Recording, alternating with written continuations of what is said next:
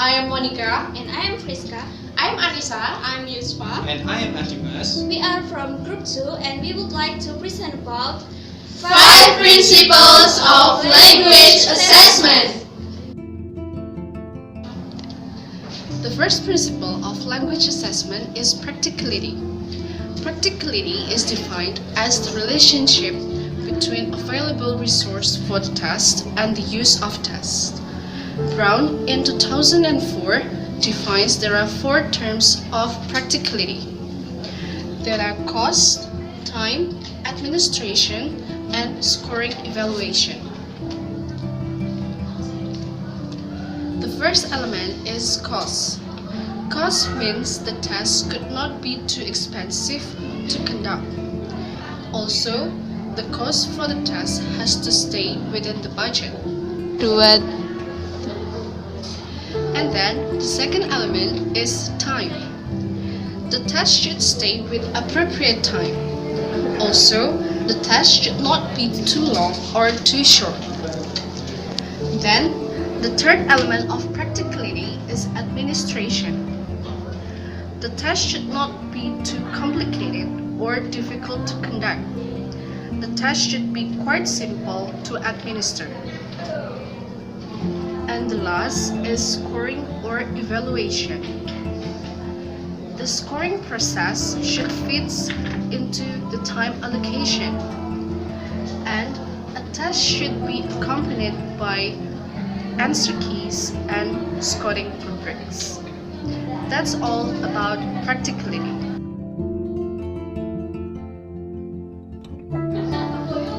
The second principle of assessment is reliability.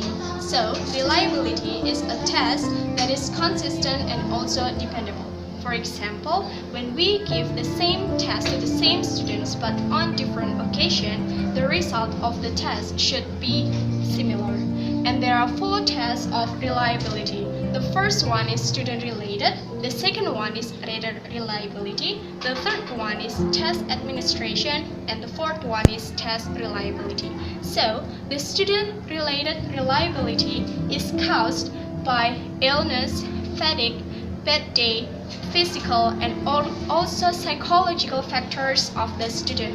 And the second one is rater reliability. So it refers to the scoring process because of the human error, subjectivity, and also bias. Rater reliability divided into 2. The first one is inter-rater reliability. It means that 2 or more score is not applying on the same standard. And the second one is intra-rater reliability. It means that the score is because of the unclear scoring criteria, bias towards good students and also bad students, and also because of the carelessness. And the third one is test administration. It is caused by the conditions of the test administration. For example, like the amount of the light of the room, also variations of temperature, and the condition of a desk and also a chair. And the last one is test reliability. So test reliability, it depends on the test itself. So we should consider a test that is not too long or too short. Because for example, when we give students a very long test, the students will feel tired or bored or something. That's all from the reliability. And the next principle is about validity. Validity is the extent to which inference made from assessment results are appropriate, meaningful, and useful in terms of the purpose of the assessment. There are 5 types of validity. The first one is content-related evidence. It refers to the extent to which a measure represents or features of given constructs. For example, a comprehensive math achievement test would lack content validity if good scores depended primarily on knowledge at one aspect of math only. And the second one is criterion-related evidence.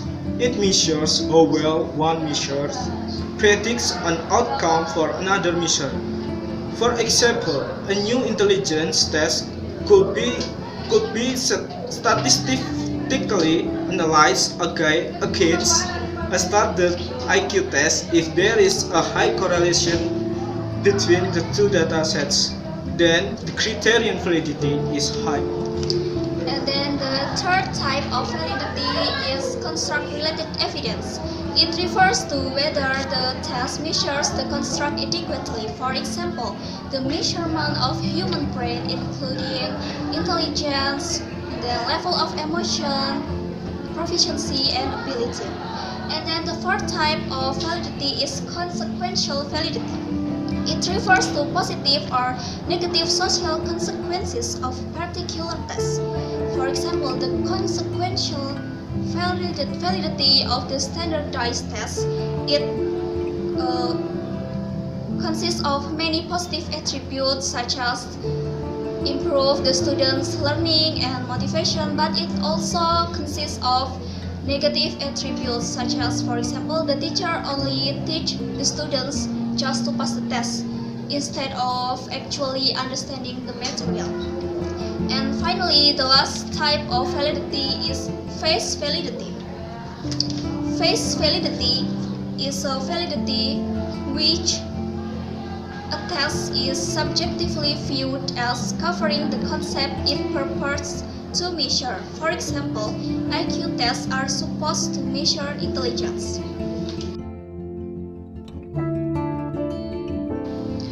The fourth principle of language assessment is authenticity. Authenticity is one of the important aspects in testing. Authenticity is described as the relationship between the test and the real world. So, in making assessment, the text and the test must be authentic. We can find the example about authenticity not only in the multiple choice item test assignment, but also through the students' daily life activity. For example, students write a journal entry after they read a thoughtful, provoking story, and then students described and analyze about the current event, and the students write to the editor in a response about the newspapers editorial about local issue.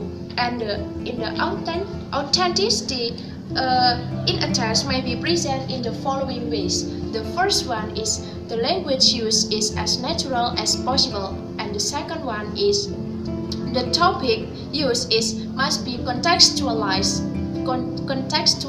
rather than isolated, and the third one is the topics must be meaningful, relevant, and interesting for the students. And the fourth one is some thematic organization to a task is provided, such as through a storyline or episode. And the last is the task must be represent the real world task.